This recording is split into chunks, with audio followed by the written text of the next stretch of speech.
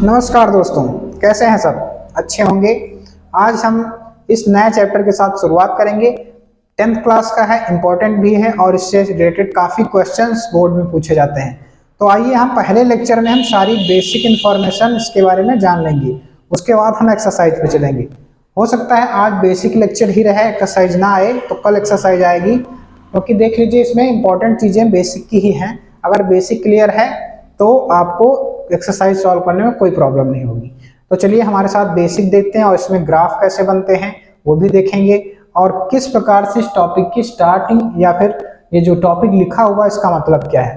ठीक है, हमारे साथ बने रहिए, अंत तक जरूर समझ में आएगा।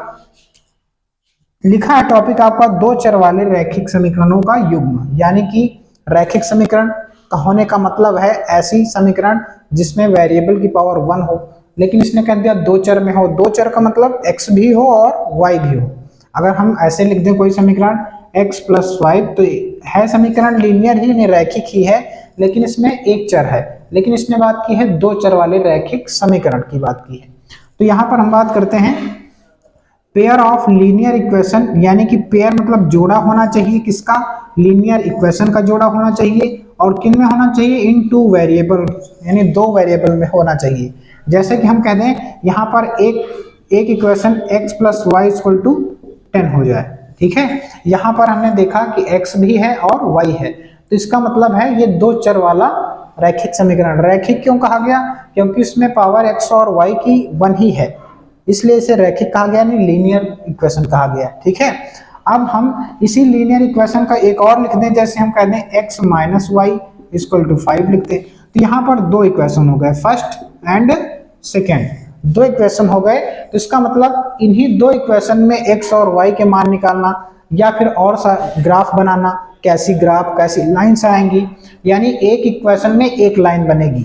ठीक है, हम लाइन बनाना भी बताएंगे कि एक इक्वेशन में कैसी लाइन बनती है, दूसरा इक्वेशन है तो वो कैसी लाइन बनेगी। ठीक है, तो यहाँ पर रैखिक चर वाले समीकरणों का युग्म यानी कि जोड़ा देखना है। यहाँ पे जितने क्वेश्चन आपको एक्सरसाइज में मिलेंगे उसमें दो इक्वेशन बनेंगे और दो इक्वेशन से x और y के मान निकालने पड़ेंगे। हो सकता है कि आपसे पूछ लिया जाए कि ये x और y लाइंस कैसी होंगी, इंटरसेक्टिंग होंगी, इसके बारे में हम भी आगे चर्चा करेंगे। आप थोड़ा धैर्य बनाए रखें। तो हम बात करते हैं किसकी? दो चर वाले रैखिक समीकरण की।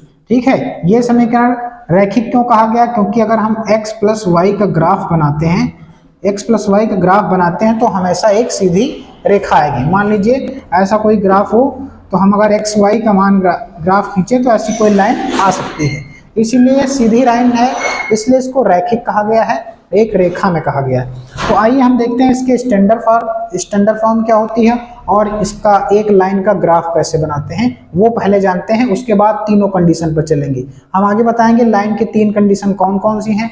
दो अगर पेयर दिए होते हैं तो लाइन कैसी होती है भाई? एक अगर आपको समीकरण दिया तो एक लाइन बनेगी, दूसरा समीकरण दिया तो दो लाइनें बनेगी, एक और लाइन बन जाएगी। तो लाइनें कैसी होंगी? लाइनें तीन टाइप से हो सकती हैं, या तो लाइन इंटरसेक्टिंग होंगी, ऐसे होंगी, या तो लाइन पैरेलल होंगी, ऐसे होंगी, या फिर संपाती होंगी, यानी कि एक दूसरे के ओवरलैप हो जाएंगे। इसको इंटरसेक्टिंग लाइन कहते हैं, इसको पैरेलल लाइन कहते हैं, इसको कंसिस्टेंट लाइन कहते हैं। ठीक है, या कंसिस्टेंट का लाइन कहते हैं, संगत रेखाएं, संपाती रेखाएं, ठीक है, हिंदी में कहते हैं। तो यहाँ पर देखेंगे हम आगे, कोइंसिडेंट हो गई। यहाँ पर हम आगे इसका ग्राफ देख लेते हैं। इसका पहले एक्सरसाइज में आपको इक्वेशन बनाने हैं क्वेश्चन में, और उसका ग्राफ ड्रॉ करना है। तो हम आपको पहले सिखाएंगे किसी भी इक्वेशन से ग्राफ कैसे ड्रॉ करते हैं। ठीक है, तो आइए देखते हैं। हम यही इक्वेशन ले लेते हैं, जैसे हमें इस इक्वेशन का ग्राफ बनाना है, यानी ये लाइन, ये जो इक्वेशन दी है इसको लाइन पे हमें ग्राफ में ड्रॉ करना। कैसे ड्रॉ करेंगे? तो सबसे पहला काम, एक टेबल बना लीजिए आप, यानी x और y वाली, x और y की टेबल बनानी है जिसमें x और y के पॉइंट आपको मिल जाए। पॉइंट निकालने बहुत जरूरी है, अगर x और y के पॉइंट होंगे आपके पास तो आप ग्राफ इजीली खींच पाएंगे। ठीक है, हम दो ही पॉइंट निकालेंगे, ज्यादा नहीं निकालेंगे, चाहे तो आप ज्यादा भी निकाल सकते हैं। ठीक है, अगर हम यहाँ पर ध्यान दीजिए, अगर हम यहाँ पर x बराबर क्या लें, यहाँ पर इक्वेशन सॉल्व करने जा रहे हैं, x बराबर अगर हम 0 ले लें, 0 लेने पर अगर हम x बराबर 0 ले लें तो y की वैल्यू कितनी आएगी? y की वैल्यू 10 आ जाएगी। समझ पाए? अगर हम x 0 लिया तो y क्या आया, 10 आया। ठीक, और अगर y 0 ले लें, y बराबर 0 लेने पर y अगर 0 यहाँ रख दें तो x ये तो 0 हो जाएगा, x का मान क्या आएगा, x का मान आ जाएगा 10। तो y अगर 0 हम कर रहे हैं तो x का मान 10 आ रहा है, इसमें हम फिल कर देंगे जो x और y के मान आएंगे। ठीक, तो अब यहाँ पे अगर कंबाइन करके हम इनको कंबाइन करके अगर हम इन्हें लिखें तो क्या लिख सकते हैं, x की वैल्यू यहाँ क्या है 0 है, y की वैल्यू 10 है, तो x का मान पहले लिखा जाता है, y का मान बाद में लिखा जाता है। इसे भुज कहते हैं और इसे कोटि कहते हैं। तो ये बात आपको 9th में पता हो गई होगी। और इसको लिखेंगे 10,0। ये हमें 2 पॉइंट्स मिल गए, एक्स वाई के 2 पॉइंट्स में, और पॉइंट्स मिल जाते हैं तो हमें ग्राफ खींचना बहुत ही इजी हो जाता है। देखिए अब हम ग्राफ यहाँ पर बनाते हैं। आपको एक्स एक्सिस और ये है आपका वाई एक्सिस, ये है आपका वाई डैश और ये है आपका एक्स डैश। यहाँ पर 1 2 3 4 5 6 7, अगर 10 है यहाँ पॉइंट तो यहाँ पर 10 बनाने पड़ेंगे लगभग में। ठीक, तो यहाँ पर और खींच लेते हैं हम पास, ये बात याद रखनी है आपको कितने खींचने हैं। यहाँ पर पॉइंट्स देख के ही आपको कॉलम खींचने हैं कि पॉइंट्स दूर हैं कि पास हैं, ये आपको खुद दिमाग में सेट करना पड़ेगा। तो यहाँ पर देखिए ध्यान से, पहला पॉइंट क्या लिखेंगे हम 0,10। अब ये पॉइंट जो होता है 0,0 होता है। अब क्या कह रहा है, पहला पॉइंट 0 यानी x पे 0 है, लेकिन y पे 10 जाना है। y पे 10 1 2 3 4 5 6 7 8 9 10, यानी y पे यहाँ आ गया 10। तो ये पॉइंट किसका है, ये पॉइंट 0,10 हो गया। और उसके बाद ये कौन सा पॉइंट 10,0 यानी x पे 10 चलना है। पहली चीज देखो यहाँ x है तो x पे 10, 1 2 3 4 5 6 7 8 9 10। y का 0 है तो ना ऊपर जाना है ना नीचे जाना, तो y का 0 है तो यहीं पे रहेगा। तो ये पॉइंट होगा 10,0। तो यहाँ से ये दोनों पॉइंट मिलाएंगे हम तो ऐसी रेखा बन के आएगी, सीधी रेखा, पटरी से आप खींचिएगा एकदम सीधी। तो यहाँ पर ऐसी रेखा आपकी बन जाएगी किस लाइन की, x + y = 10। यानी कोई भी लाइन ऐसी आपको दी हुई होगी या इक्वेशन बन जाए, ठीक है, तो आपको ऐसी टेबल बनानी है। एक बार x का मान 0 रखना है, एक बार y का मान 0 रखना है। एक बात देखिए, यहाँ जरूरी नहीं हमेशा x और y का मान 0 रख सकते हैं, आप कुछ भी पॉइंट रख सकते हैं। y का मान 2 रखिएगा, x का मान 8 आ जाएगा, ठीक है, और x का मान 5 रखिएगा तो y का मान भी 5 आ जाएगा। ऐसे पॉइंट्स आप अपने अकॉर्डिंग निकाल सकते हैं, कोई भी पॉइंट्स हो सकते हैं, लेकिन जब ग्राफ खींचेगा तो ऐसा ही खींचेगा, आप चाहे जैसे भी कर लीजिए, ठीक है। 0 करने में कैलकुलेशन में आसानी हो जाती है, इसलिए कर लेते हैं। तो आगे हम देखें, चलिए आपने एक लाइन का ग्राफ खींचना सीख लिया। अब आगे बढ़ते हैं कि लाइन्स 2 हों तो 2 ग्राफ कैसे बनते हैं, उनमें क्या क्या कंडीशंस होती हैं, चलिए देखते हैं। तो लाइन की जो स्टैंडर्ड इक्वेशन है वो कौन सी है, लाइन की स्टैंडर्ड इक्वेशन है आपकी ax1, ये स्टैंडर्ड इक्वेशन होती हैं। देखिए ध्यान से, स्टैंडर्ड इक्वेशन ये होती है a1x + b1y + c1 = 0, a2x + b2y + c2 = 0। Equation 1 and equation 2। यहाँ पर ध्यान दीजिए, ये इक्वेशन फर्स्ट और ये सेकंड है, ये स्टैंडर्ड फार्मूले हैं, यानी कि इन्हीं में सारी वैल्यू कंपेयरिंग कराते हैं, ठीक है। अगर हम ये लाइन खींचें तो कहीं ना कहीं ग्राफ में लाइन खींचेगी जरूर, ठीक है। मान लीजिए ग्राफ है, इस लाइन को खींचे तो हमने कह दिया ऐसे खींचेगी लाइन, इस लाइन को खींचे तो हमने कह दिया मान लीजिए इस तरफ को खींचेगी। तो लाइन दोनों कैसी हुई, ये दोनों लाइन इंटरसेक्टिंग हुई, कैसी हुई, यानी प्रतिच्छेदित रेखाएं हुई। और ये लाइन ऐसे भी खींच सकती हैं, दोनों पैरेलल भी हो सकती हैं, और ये लाइन एक दूसरे के ओवरलैप भी हो सकती हैं, यानी ओवरलैप का मतलब है वही उसी स्थान पर आएंगी, ठीक है। तो इसका मतलब इसको प्रतिच्छेदित रेखाएं, इसको समांतर रेखाएं, इसको संगत रेखाएं कहा जाता है। इंग्लिश में क्या कहेंगे, इसको कहेंगे इंटरसेक्टिंग लाइंस, पैरेलल लाइंस और कोइंसिडेंट लाइंस, ठीक है। तो ये हम बिना ग्राफ खींचे, ये हम अभी जानेंगे बिना ग्राफ खींचे कैसे पता लगा सकते हैं कि लाइनें कैसी हैं, ठीक है। तो आइए हम एग्जांपल के थ्रू हम सारी चीजें बताते हैं कौन सी लाइन क्या होगी, ठीक है।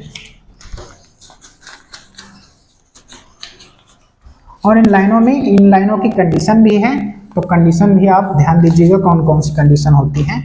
यहाँ पर लिख लेते हैं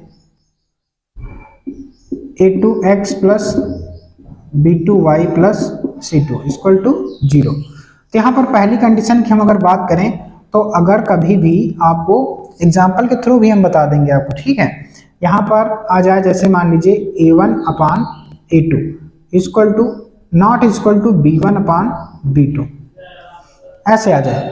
तो यहाँ पर देखिए इस कंडीशन में क्या कहा इसने कि पहले जो कॉफिशिएंट हैं x के और दूसरे y के कॉफिशिएंट हैं वो इक्वल, उनका रेशियो इक्वल नहीं है। तो यहाँ पर पहली कंडीशन इस रेखा की क्या होती है, ये लाइंस जो होती हैं वो होती हैं कौन सी, समांतर रेखाएं, सॉरी प्रतिच्छेदित रेखाएं। कौन सी,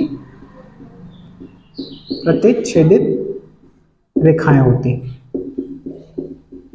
प्रतिच्छेदित रेखाओं का मतलब इनका क्रॉस हो जाता है, यानी लाइनें जब खींचोगे आप तो क्रॉस लाइन में आएंगी, ठीक है।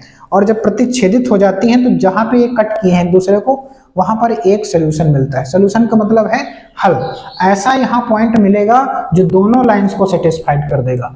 यानी यहाँ पर एक ऐसा पॉइंट होगा, मान लीजिए 2,3 है, तो ये जो 2,3 जो है ये सोल्यूशन इसमें पुट करने पर भी वैल्यू सेटिस्फाइड कर देगा सबकी, इसमें पुट करने पर भी सेटिस्फाइड कर देगा। इसलिए यहाँ पे कहा जाता है वन सोल्यूशन, यानी एक हल है, केवल एक हल है, केवल क्या है, एक हल होगा।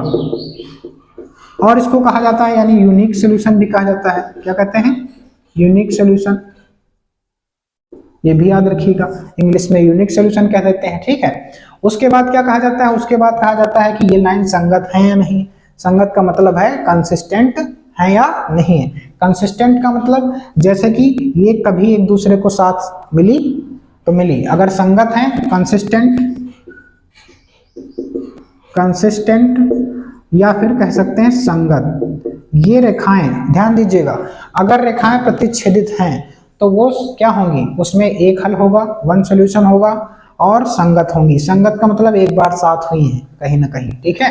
तो कंसिस्टेंट या मिली हैं ऐसा कोई सॉल्यूशन है, ठीक है। ये बात, अब इसका एग्जांपल दिखाते हैं कौन सा आपका एग्जांपल इसका सही है। जैसे दो इक्वेशन मान लेते हैं, कौन से, 5x प्लस 6y प्लस 10 मान लीजिए ये।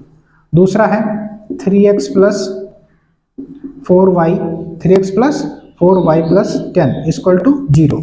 यहाँ पे चलो मिलाते हैं, मैच कराते हैं। यहाँ पे हमने क्या कंडीशन लिखी, a1 upon a2। a1 upon a2 क्या है, कोफिशिएंट ऑफ, यानी गुणांक है किसके, x और y के गुणांक हैं। तो इसका मतलब a1 5 है और a2 3 है, b1 6 है, b2 4 है। तो इसको हम डिवाइड करें यानी कि इस रेशियो में लाएं अगर, तो कैसे होगा, a1 अपान a2 बराबर हो जाएगा, इधर a1 क्या है 5 अपान 3 है, और इधर देखें b1 अपान b2 अगर कंपेयरिंग करा के देखें तो क्या होगा, 6 अपान 4, 2 से काट दीजिए तो 3/2 बचेगा, तो 3 अपान 2। अब इस तरफ देखो क्या ये दोनों चीजें सेम है, ये और ये सेम है, नहीं सेम है ना, यानी कि हम कह सकते हैं a1 अपान a2 बराबर नहीं है b1 अपान b2 के, क्योंकि यहाँ पे 5 अपान 3 आया है और यहाँ पर आया है 3 अपान 2। अर्थात हमने डायरेक्टली बता दिया, इनको देख के, कॉफिशिएंट के रेशियो को देख के हम बता सकते हैं डायरेक्ट कि लाइंस कैसी होंगी, लाइंस प्रतिच्छेदित होंगी या फिर और कोई होंगी, ठीक है। तो पहला ये पॉइंट है, आपको पहला पॉइंट समझ में आ जाना चाहिए। तो लाइन इंटरसेक्टिंग होंगी तो क्या होगा, ठीक है, प्रतिच्छेदित होंगी तो क्या होगा। तो आगे बढ़ते हैं हम नेक्स्ट पॉइंट पे। ये सारी चीजें नोट कर लीजिए, आप काम देंगे आगे एक्सरसाइज में। एक्सरसाइज में यही पूछा जा रहा है, ठीक है अधिकतर, और इससे बोर्ड एग्जाम में क्वेश्चन 100% आना ही आना है, इसमें नो डाउट, कोई भी संदेह नहीं इसमें। दूसरी कंडीशन में देखिए, दूसरी कंडीशन कौन सी है, दूसरी कंडीशन ये है कि a1 अपान a2 बराबर हो b1 अपान b2 के, बराबर ना हो c1 अपान c2 के। ये दूसरी कंडीशन है। इस कंडीशन में क्या होगा, इस कंडीशन में रेखाएं क्या होंगी, समांतर रेखाएं होंगी। क्या होंगी, समांतर रेखाएं, यानी पैरेलल लाइंस। क्या होंगी, पैरेलल लाइंस होंगी, यहाँ पर देख लीजिएगा। और इनकी स्ट्रक्चर कैसी होती है, स्ट्रक्चर ऐसी होती है, यानी दोनों लाइंस पैरेलल होंगी, कभी एक दूसरे को काटेंगी नहीं, ठीक है। और पैरेलल लाइंस में जो होता है नो सोल्यूशन। नो सोल्यूशन क्यों? क्योंकि यहाँ ये एक दूसरे को कभी ऐसा कोई पॉइंट ही नहीं है इनका जो एक पॉइंट हो, कॉमन पॉइंट हो, दोनों को सेटिस्फाइड कर दे, क्योंकि ये कभी मिली ही नहीं। तो यहाँ पर लिखेंगे हम कोई हल नहीं। क्या है? कोई हल नहीं होता है, कोई हल नहीं होगा इसमें पैरेलल लाइंस की कंडीशन में, क्योंकि ये एक दूसरे को कहीं कट ही नहीं किए, ना फिर ज्वाइन हो गए कहीं भी। तो यहाँ पर कोई सोल्यूशन नहीं होगा, नो सोल्यूशन। क्या कहेंगे? नो सोल्यूशन, याद रखिएगा। अब यहाँ पे पूछा जाता है ये लाइन संगत है असंगत है, यानी ये लाइन ये जो है वो कंसिस्टेंट है या इनकंसिस्टेंट है। तो यहाँ पर हम क्या कहेंगे? लाइन इनकंसिस्टेंट मतलब असंगत है। क्या है? असंगत होने का अर्थ है ये कभी भी साथ साथ नहीं हुई है, क्योंकि पैरेलल हैं तो कभी जुड़ेंगी नहीं, यानी कि इनकंसिस्टेंट होंगी ये लाइन। ठीक है, तो यहाँ पर इतनी बात आप जान ली आपने, और इसको हम पहचानेंगे कैसे, चलिए देखते हैं। यानी ये कंडीशन सेटिस्फाइड होनी चाहिए। जैसे दो रेखाएं हमारे पास हों, मान लीजिए कि 2x + 3y + 10, ये इक्वेशन है। दूसरी हो 4x + 6y + 15, मान लीजिए ये हमारे पास दूसरी कंडीशन है। ठीक है, अब हम इनके कोफिशिएंट देखते हैं। क्या? a1/a2 कितना आया है? 2/4। तो यहाँ पर कैंसिल करेंगे, 1/2 आ जाएगा। फिर इसको b1/b2 चेक करेंगे, b1/b2 चेक करेंगे तो 3/6 यानी कि 1/2 इसका भी आ गया। फिर c1/c2 चेक करेंगे तो 10/15 आएगा, तो 5 2 10, 5 3 15, यानी कि 2/3 आया। तो यहाँ पर देखो दो वैल्यू इक्वल है, a1/a2 b1/b2, लेकिन तीसरी इक्वल नहीं है, तो यानी यही कंडीशन है, a1/a2 = b1/b2 नॉट = c1/c2। इसका मतलब कि यही कंडीशन किसकी है? ये कंडीशन पैरेलल लाइंस की है, अर्थात ये दोनों इक्वेशन जो हैं जिस लाइन के हैं वो लाइनें कैसी, अगर हम इनका ग्राफ ड्रॉ करेंगे, ग्राफ बनाएंगे, तो लाइंस कैसी आएंगी ग्राफ पे? वो लाइन ग्राफ पे ऐसी आएंगी, पैरेलल आएंगी। ठीक है, यानी एक दूसरे को कभी वो काटेंगे नहीं, बगल बगल में ड्रॉ होंगी। ठीक है, तो ये कौन सी कंडीशन है? आपकी सेकंड कंडीशन है पैरेलल लाइंस की। ठीक है, इसको भी नोट कर लीजिए आप। पैरेलल लाइंस में नोट